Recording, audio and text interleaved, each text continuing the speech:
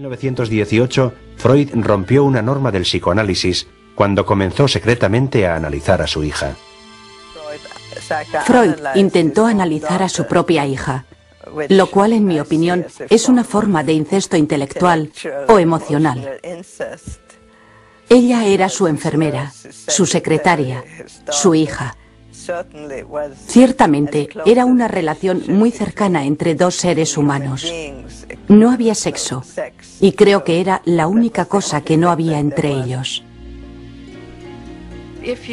Si piensas que el objetivo de la paternidad es educar a una persona para hacerla libre, claramente no era esto lo que sucedió en su relación, porque ella permaneció durante mucho tiempo siendo su servidora.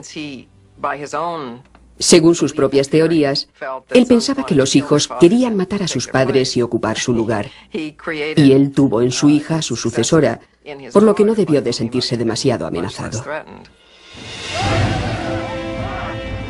Cuando Hitler llegó al poder en 1933, los peores temores de Freud acerca de las oscuras fuerzas del inconsciente se hicieron realidad. Aquello era una psicosis llevada al extremo y a escala masiva.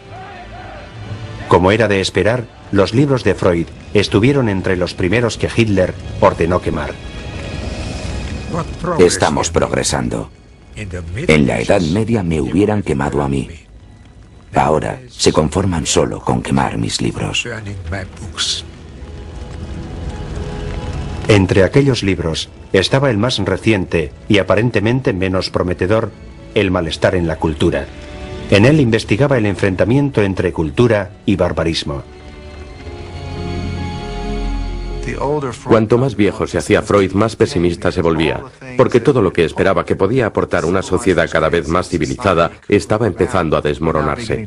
En otras palabras, el animal que es el hombre se había organizado en estos partidos políticos extremistas que estaban amenazando con destruir el mundo. A pesar de esta amenaza, Freud todavía se permitía tomarse unas vacaciones en el campo austríaco. Sus aficiones favoritas eran la lectura, jugar con sus perros y recoger flores. El 14 de septiembre de 1936, los Freud celebraron sus bodas de oro. Con 80 años, Freud era todavía el centro y la cabeza de esta gran familia.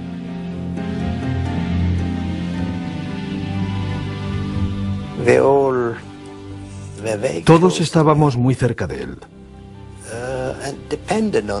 Y también dependíamos de él. Me refiero a que él nos proveía de todo. Ya sabe, económica y espiritualmente. Era un auténtico proveedor. Era Moisés. El 13 de marzo de 1938, Alemania anexionó Austria y Hitler entró en Viena. A pesar del peligro, Freud se negó a marcharse.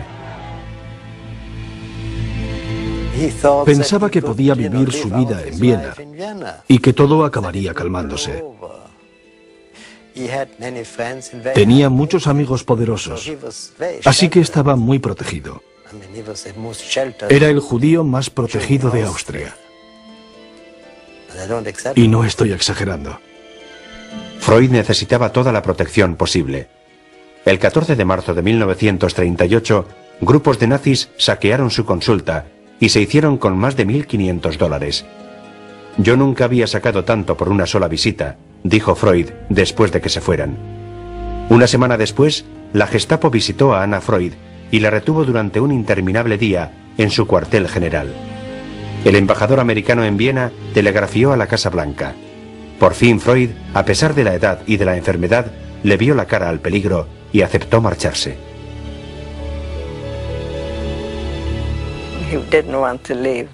No quería irse, pero afortunadamente acabó por ver la luz y se marchó. Creo que fue verle a Ana retenida por la Gestapo durante un día lo que le hizo decidirse. El 5 de junio, Freud, Marta y Anna salieron de Viena hacia París con destino a Londres. Al hacer la crónica de su salida, los periódicos de Viena se referían al trabajo de Freud como una especialidad pornográfica y judía. Las 4 hermanas de Freud no pudieron salir. Murieron en campos de concentración.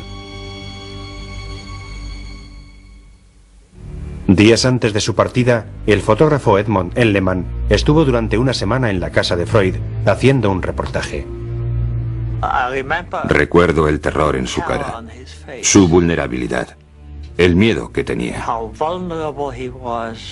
En cierto momento le pedí que se quitara las gafas y que me dedicara una sonrisa.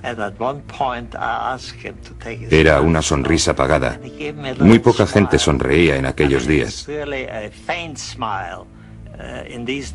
Puesto que estuve allí casi una semana, me acabé convirtiendo en uno más de la familia. Y la señora Freud me enseñaba las fotografías familiares. Ana, especialmente, estaba muy deprimida.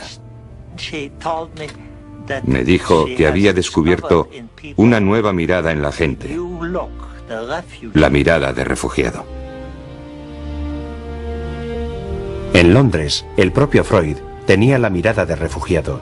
Para empeorar las cosas, su cáncer se reprodujo y tuvo que soportar otras 2 operaciones en el invierno de 1938. Para entonces sus ideas sobre los sueños, la sexualidad y el inconsciente habían calado en la sociedad occidental. Aún así, Freud se sentía insatisfecho y descontento. El psicoanálisis era todavía algo controvertido, rechazado por muchos como una verdadera ciencia. Él se sentía el fundador de la gran ciencia del psicoanálisis, pero también sentía cierta amargura por tener que seguir peleándose a su edad para que se aceptaran sus ideas.